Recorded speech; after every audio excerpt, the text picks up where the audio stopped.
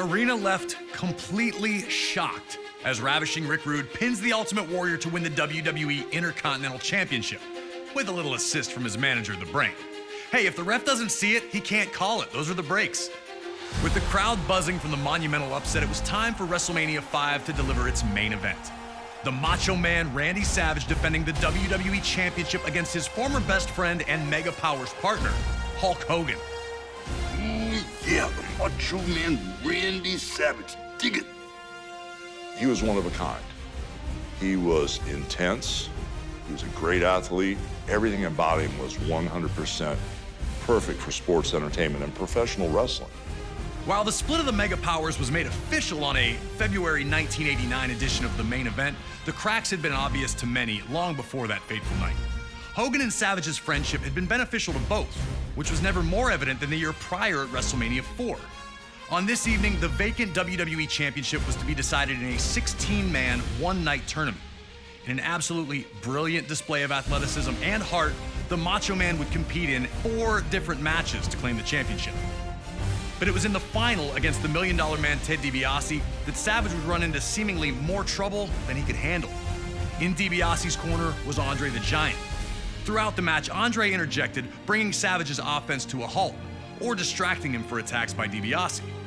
Eventually, Miss Elizabeth would run into the back, bringing Hogan out to restore some order. And Hogan's presence led to Savage's win with a perfectly timed chair shot that the ref didn't catch. Like I said before, those are the breaks. The Mega Powers would be locked in a heated rivalry with Andre and DiBiase, now known as the Mega Bucks, that culminated with their victory at the very first SummerSlam. Around this time, though, it appeared Randy Savage was jealous of the closeness between Hogan and Elizabeth. Some on commentary would mention it, but many were quick to dismiss that there was any tension between the two. Things got worse at the 1989 Royal Rumble when Hogan eliminated Savage, some claim accidentally, which infuriated the Macho Man. Everything came to a head at the main event 2 on February 3rd, 1989.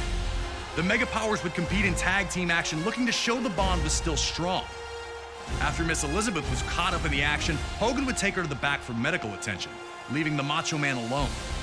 Upon his return to the match, Hogan would extend a hand to tag in, but would instead be slapped in the face by an enraged Randy Savage. A post-match altercation in the locker room would make it official. The Mega Powers were dead, and a clash was inevitable. Soon after, Hogan would lay down the challenge for WrestleMania V. In a final twist, Miss Elizabeth would side with neither man, insisting that she'd be ringside in a neutral corner instead, offering to help either if they needed it. We were able to sit down with Hulk Hogan to talk about the night the Mega Powers exploded. The lines were so blurry between reality and what we were trying to accomplish. He was madly in love with his wife, Elizabeth, for real. He was madly jealous for real. Leading up to it, you know, when she was managing him or managing me or couldn't depend on who she was going to manage, it made him crazy. I just didn't know what type of abuse I was in for, so it was a little nuts. He was there to go, and he pushed the gas pedal down really hard on me in that match. Once you became a Macho Man fan, that was the only thing you could think about. His look, just the way he carried himself, I had nothing but respect for him. It's always so great to hear from the legends themselves when it comes to these unforgettable WrestleMania moments and matches. Thanks again to Hulk Hogan for his time. Now, let's get you into the middle of an intensely heated WWE Championship match where the world would watch the Mega Powers explode.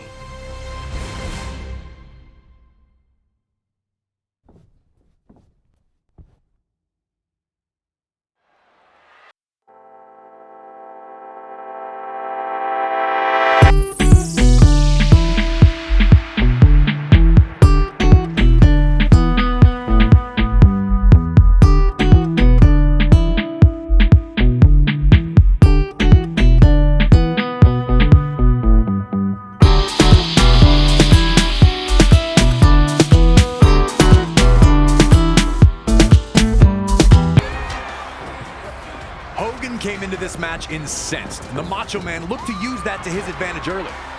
With months of payback heading his way, Savage was evasive and defensive to the bull rush tactics of Hogan, appearing to frustrate the challenger. Hogan had a look in his eye that night. You could tell he wanted to hurt Savage, And Savage also wasn't shy about using Miss Elizabeth to his advantage, flagrantly bringing her into harm's way to stop Hogan in his tracks. Savage was playing by nobody's rules but his own, and if Hogan was going to get any revenge, he'd have to find a way to keep his own temper in check. Savage was showing early on that his approach would be as chaotic as possible, and now a once rampaging Hogan had slowed things down, looking to restore some order. The Macho Man's actions sent a clear message that anything goes and anyone would be fair game.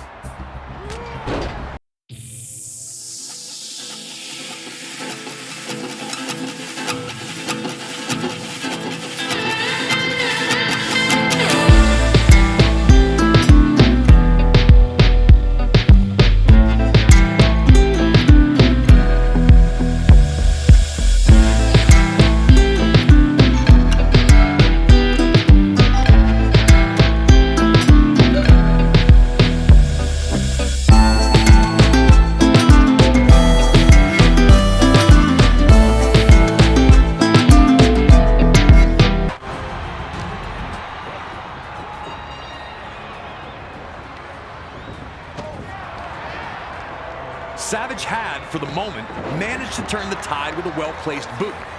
Now Savage wanted to slow things down, but this also gave him a chance to talk directly to Hogan, to remind Hogan of what he'd done to him at the main event, to rub in Hogan's face the fact that the Macho Man is the WWE Champion, that he knows Hogan is jealous of him and always has been.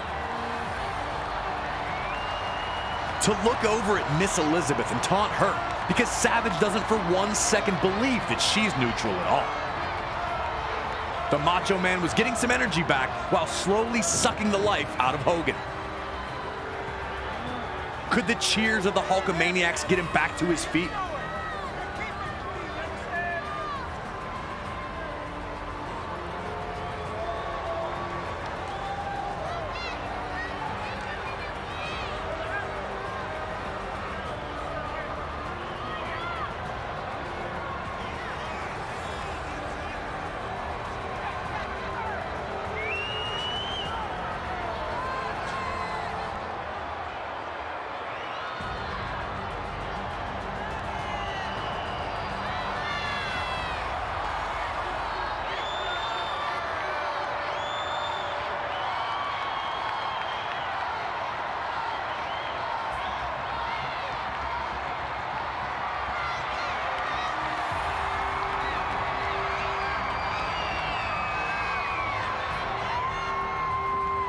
Hogan would get back on the attack once he broke free.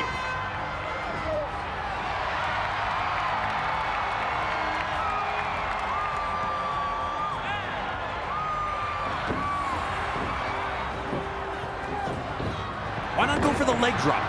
Hogan's flash of offense is extinguished as quickly as it started, and Randy Savage seemed to have Hogan on the brink of exhaustion in their mega power collision.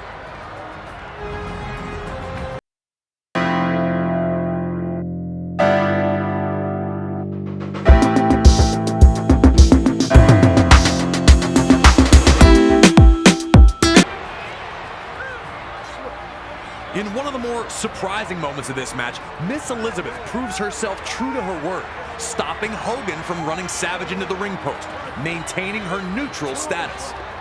The Macho Man would take advantage of Hogan's reluctance. Once again, Savage showed no regard for the safety of Liz.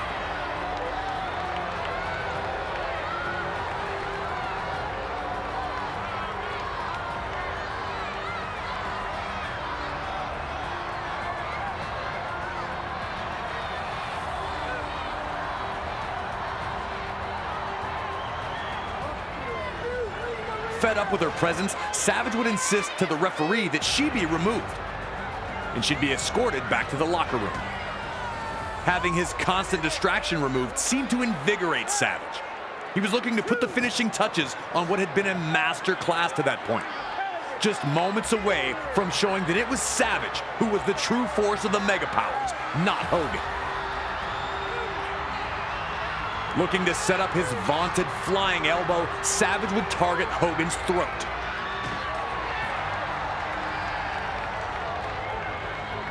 Hulkamaniacs knew to never lose hope, but it wasn't looking good for Hogan here. The Macho Man looked better than he ever had, seemingly on the verge of his biggest victory yet.